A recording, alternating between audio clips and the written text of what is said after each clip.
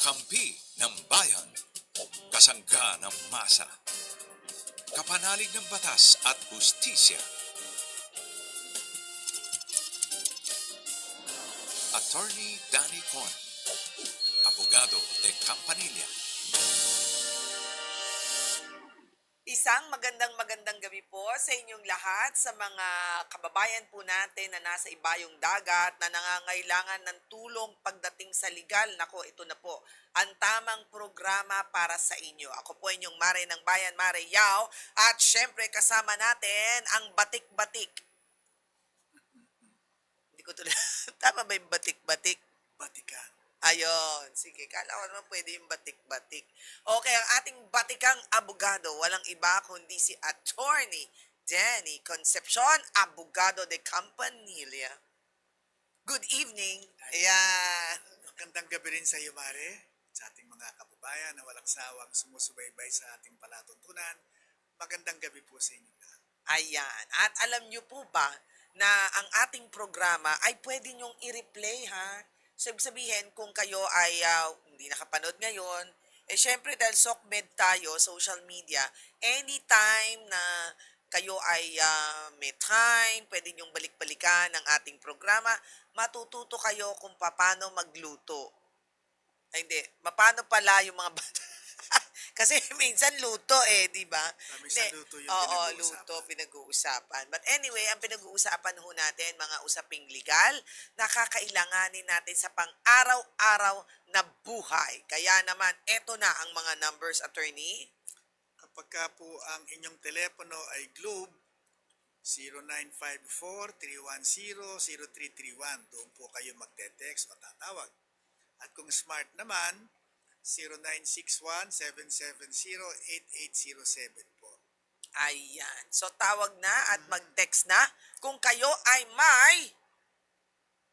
may kailangan na legal na katanungan. Pero kung kayo po ay magte-text ng inyong katanungan at hindi namin nasagot, sa araw na ito ay inyong ipinadala, huwag po kayong mawawala ng pag-asa. Kasi po ipipila namin yan at darating ang episode na sasagutin po namin. But meantime, kung talagang urgent na urgent yung inyong katanungan at gusto nyong malaman ng sagot sa inyong katanungan, pwede naman kayo magsabi dun sa ating text. Urgent, please prioritize. Ayan. So, iaakyat naman ng ating mga kasama dito o kaya naman sa Facebook Messenger. Ilalagay sa unahan. Yan. Pwede naman. Sa unahan ng Pagbibigyan pila. natin yan. Or kung gusto nyo makausap mismo si Attorney Danny At Concepcion, tatawag kayo. ay tatawag at bibigyan sila ng signal. At Ako pwede silang tumawag na. tumawag na. Yan. Okay, sige. Eto na si Miguel. Ang ganda ng pangalan ng Miguel. Laging nanggigigil. Ang galing, ha? Di ba, ang daming Miguel ng pangalan?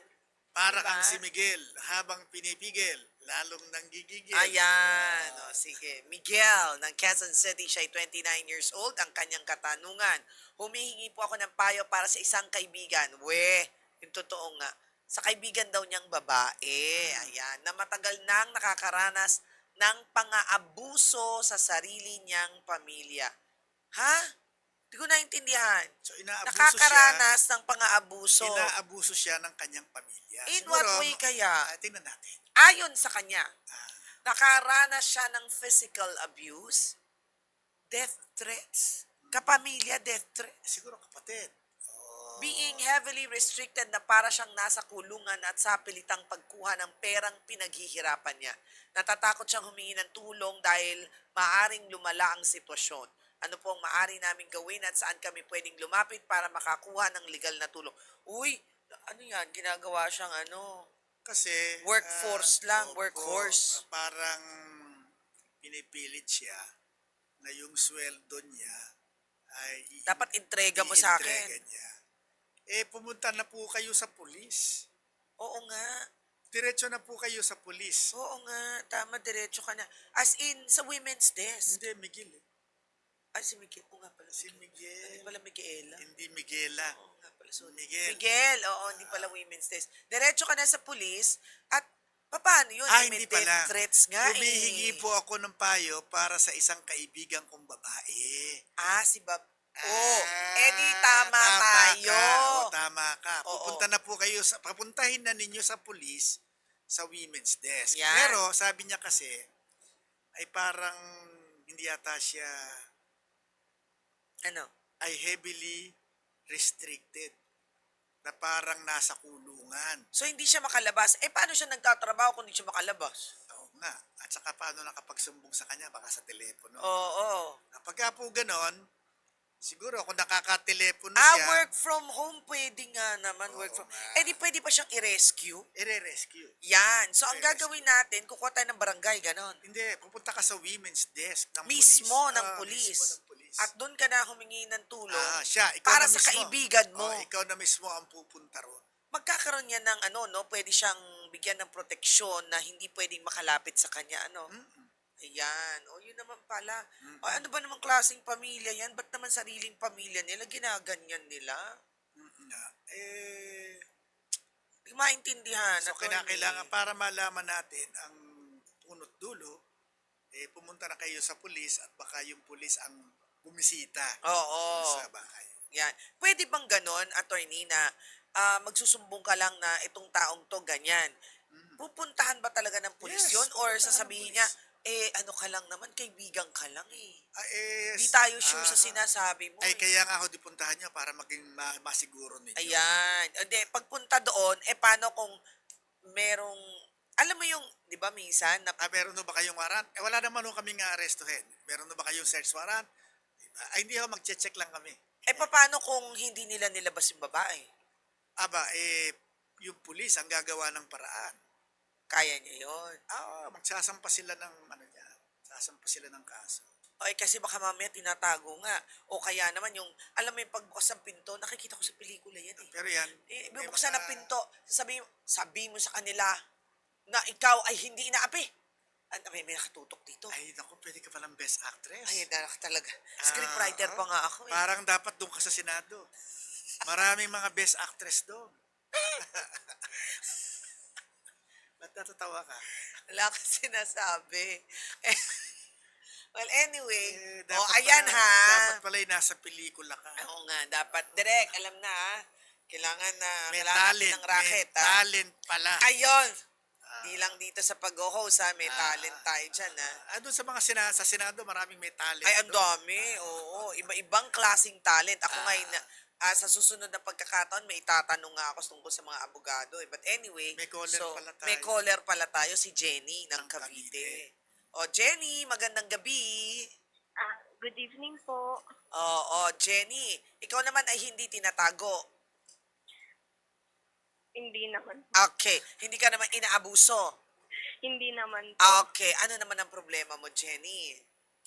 So, magko-consult po ako regarding sa event management service na kinuha po namin pero hindi po sila nag-provide ng service na dapat i-provide po nila during the first birthday of my child po. Hindi sila sumipot. Ah, Hindi sila sumipot. Hindi po, sir. Pero nakapag-down payment ka. Full payment po. Ay, bakit nag-full payment ka na kasi? oo nga. Kasi Dapat kasi po, yung kinuha mo nasa- daw siya. Nag-i-event nasa- siya, Yung nasa contract po kasi namin, attorney, is 1 month before the event po talaga. Ang Ay, bayad Kaya ng full. nakapag-full payment. Yes. Tapos hindi sumipot. Hindi po. Ano po Any ito? parang- Pinuntahan nyo sa opisina nila? hindi rin po. Meet up, Through meet up. online lang po. Ay, meet up. alam mo, mahirap yung online eh. Kasi ngayon, baka nawala na yan. Hindi po siya scammer, attorney, kasi po, sila din po yung kinuha naming service during our wedding. So, second time client na po nila second kami. time client. Kaya tiwala Yes. na kayo. Yes po. Ngayon, nakausap na ninyo sila. Ngayon po nakausap namin din nagsabi po kasi na i-refund. Pero po kasi hindi na po namin makontak. Then upon checking po, marami na din po mga supplier and client na hinahabol po sila. Ayun na nga, Ayan. naging scammer na. Naging scammer na. Opo. O, edi ano ngayon ang gusto mong itanong sa amin? Itatanong Paano ko lang po maging sana scam? kung ano po yung pinaka the best way to refund po yung money namin. Kasi Nako. actually po, attorney, may demand, nagpagawa na din po kami ng demand letter, pero the problem is nagtatago na daw po Oh, yung wala na sila dun sa dati nilang opisina Yes kung saan po. sila Wala nga ay- silang opisina. Wala pa silang opisina. Online lang, Yes meet po. up lang yon. Oo. Pero nung upon checking po kasi, wala na din po talaga sila sa bahay nila at ayaw din po i-disclose nung family kung saan daw po nag May family. ang pinakamaganda yes, ho opo, may niyan, communication po kami. wala ho yan kasi kung pakikiusapan lang natin yan, ay ang Hindi tingin ko, lalabas. hindi magbabayad. Oo. Kasi dalawang bagay. Yung isa talagang wala nang pambayad, siguro baka nalugi na, walang pambayad kaya nagtatago na. Yung pangalawa naman ay talagang nanloloko, ay tinago na lang siguro yung pera nyo at manloloko sila. Ngayon, kung talagang walang pambayad at hindi naman talaga nanloko, nasa sa inyo yan kung kakasuhan ba ninyo o baka naman pwede mangako Muli. ng magbigay ng promissory note, etc. Pero kung sa tingin nyo ay may pambayad naman at wala lang, ayaw lang magbayad, sampahan na ho ninyo ng kasong estafa. Nako, mabigat yun. Estafa, panluloko yun. Criminal Opo. offense. Criminal ho yun. Ngayon, kapag sinampahan nyo ng kaso, pupunta kayo sa pulis, gagawa ng salaysay yung pulis, isasampa ninyo sa piskalya, sa prosecutor's office, at makakatanggap sila ng sabina o summons. Okay, para po sila ay humarap o kaya ay magpadala ng kanilang counter affidavit. Ayan. So, kailangan na niyang pumunta ng Sa pulis, pulis. punta kayo sa pulis at magreklamo kayo at sabihin nyo niloko kayo. Okay po. So, sa police station po pala talaga yung ano namin. Mas mabilis po yun. Kasi panluloko Ah, eh. Pero okay. magkano ba ang naloko sa inyo? 65,000 po. Pero may mga other client po kasi na upon pag-summary po namin, nasa 800,000 po. O bakit, ang pinakamaganda nito, Sama-sama. magsama-sama kayo. Mag-bolt in kayo. Let's bolt in. Sama-sama Ganon. kayo magsampa ng reklamo, baka yan ay maging large scale estafa. Oh, nako. Mas mabigat yun. Non-bailable yun. Oo, non-bailable yun. Oo. Sige Ang po. plunder, bailable? Ay, non-bailable din ang plunder. Oo nga, kaya merong ang hindi makalaya eh. Hindi makalaya, plunder. Makalaya kasi plunder daw. Non-bailable yun. Okay, sige. Ano ba sa Tagalog ang plunder? Paddat. Darambong. Mali yun. Ano yun? Pangungulimbat. Yun ang tamang translation yun. Ang Ay, pandarambong is highway robbery. Really? So ngayon, pangungulimbat. Ang talagang translation ng plunder ay pangungulimbat. So pag ikaw ay nangungulimbat na tao, ang tawag sa'yo, mangmumulimbat. Nagnakaw ka ng napakalaki. Oo nga, anong tawag sa'yo sa Tagalog? Kung ikaw ay nangulimbat. Oo. Mangungulimbat. Mangungulimbat. Ayan. O, yun. So anyway, Plunderer. okay na tayo. Sino nga ba yung caller? Sige. Jenny, okay tayo? Okay po. Okay, Thank you so ha? much Sige. po for accommodating po. Sige. Mag-vault Thank you in po. kayo ha. Vault in para malaki ang Sama-sama kayo. kaso. Para malaki yung kaso. Yes. Opo. Noted Sige. po yan. Alright. Thank you so much. Okay. I have a question. Bakit ang abogado, object ng object? Tapos, pagkatapos hindi pa tapos object. Tapos mamaya mayroon, hindi pa rin, yung kabila naman, isang beses, ganun din. Ang dami na puro object. Ano ba yun? Wala na ako naintindihan, puro object. Ba't ganun? Siguro, habang bawat isang objection may malaki bayad. Ay, sabi ko na. Pag nakasampung objection Ay, ka, nako! may bonus ka. Yan! Hindi, pero ito nakakatuwa. Ito naman nakakatuwa Hindi, sa mga buwan. biro lang yun, biro lang. Oo. Pero nakakatuwa naman, attorney, na after all the discussion sa floor, yung halos kainitan talaga ng mga abogado, no? Tagisan ng Kasi, galing at talino. Pero pagkatapos na, okay. siyempre Di kasi, ba? Ano na tayo? Friends na tayo, ha? Bukas friends tayo. televise kasi. Ganun. Televised. Pagka televise ka, kasi kinakailangan makakita ron na nag-o-object ka. Kasi di ba, sasabihin, naku, si Attorney No Say. Ay, mas mahirap yung no say. No Say, wala si Oo. Attorney No Say. Ganun ba yun? Hindi nga, totoo. Nakakatuwa na ang mga abogado marunong maghiwalay ng pribado at ng trabaho. Di ba? Minsan, nakikita mo na pagkatapos nilang di ba, ang dami, ang init ng mga, yung Yung balitaktakan. balitaktakan nila dyan eh. Kasama yan, hi. Pero sa labas, parang, oy pare. Di ba? May ganun eh, di ba? Oo. Hindi nga, totoo. Ikaw din ganyan ka dati. Oo naman. Kasi nga Mainit, mainit. walang personalan. Ayun. Trabaho lang. Malaki lang ang kita. Ganun ba yun? O kasi malaki yung mata. Kaya nakikita. Sige, ito na. Si Paolo, 37 years old ng Pasig City. Ang anak ko po ay under sa occupational therapy at play school bilang bahagi ng development plan ng doktor niya. 3 months ago pa lang kami sa bagong facility pero nahihirapan akong makakuha ng resibo kahit regular naman akong nagbabayad dahil kailangan ko itong ipasa sa kumpanya namin for reimbursement. Nang humingi ako ulit ng kulang na resibo, sinabi nila na hindi raw nila maibibigay ang ibang resibo dahil malaki na ang magiging epekto nito sa tax nila. Nag-aalala po ako dahil magandang naging improvement ng anak ko sa facility na ito, pero natatakot naman ako baka maapektuhan ng serbisyo dahil sa naging reklamo ko. Ano po ang maaari kong gawin para makuha ang tamang resibo nang hindi nasisira ang relationship namin sa facility? Tumatakbo to sa batas ng tax evasion. Hindi. Mali. Tax avoidance. Baka evasion. Evasion ba yan? Kasi talaga namang may tax silang babayaran, pero ayaw nilang ilabas yung resibo para magbayad ng tax. Kailangan niya kasi ng resibo Kaya, dahil nakakakuha siya ng reimbursement sa kumpanya. Opo. Diba? Siguro baka sabihin ninyo na magkakaproblema ho tayo pare-pareho. Kaya nga. Kapag hindi ho ninyo ako inisyuhan ng resibo, ay hindi ho ako makaka-reimburse at wala na ho akong pambabayad sa inyo. Okay. Pangalawa, pag hindi ho kayo nag-issue ng resibo, meron ho kayong violation. Sabi niya, maganda daw yung development ng anak niya doon eh. Parang ayaw naman niyang ipasara. Ayaw naman niya ipasara. Sabi niya maganda relationship ko dyan eh. May improvement ang anak ko. Sa susunod, dilema. dapat magkonsulta ka rin sa kanila. Diba?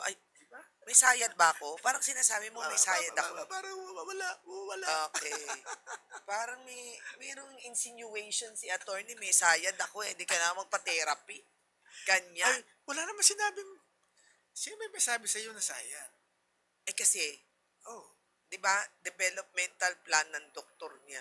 Pero occupational therapy lang. Oo nga naman. Sorry hindi naman. sayad Sorry yan. naman. Okay naman. Sorry naman. So anyway, nagde-dilema siya. So ano ngayon ang isasabihin mo sa kanya? Pag sinumbong niya, matatanggal siya doon. Baka Di hindi na magagalit siya- sa kanya yun. Baka hindi na siya, baka bitawan na sila. Of course. Bilang Of course. pasyente. O ikaw, ano sasabihin mo dyan? Sige, bahala ka. Pero Magpayo ka. mahirap ko naman silang payuhan na huwag kayong humingi ng resibo kasi po, yun ay itinatadhana ng batas. Yes, that is Na actually... dapat ay humihingi kayo ng resibo. At saka bawal yun. At yun namang doktor, dapat ay hindi na nga siya dapat hingan. Dapat ay Automatic. automatic na nagbibigay siya ng Yes. resibo. Oo. Hindi, alam mo, yun nga ang nakakapagtaka. Nung nagtanong siya, dapat na nga yun automatic. Paano nga niya hihingin? Papasarado niya. Susumbong niya sa BIR. Di, ganito na lang.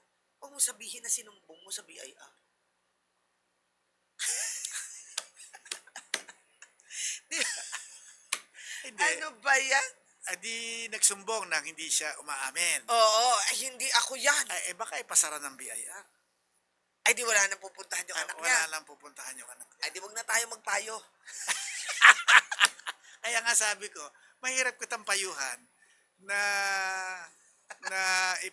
ito'y palampasin mo Dahil dapat na nag-i-issue ng resibo yung doktor every time na siya'y naniningil.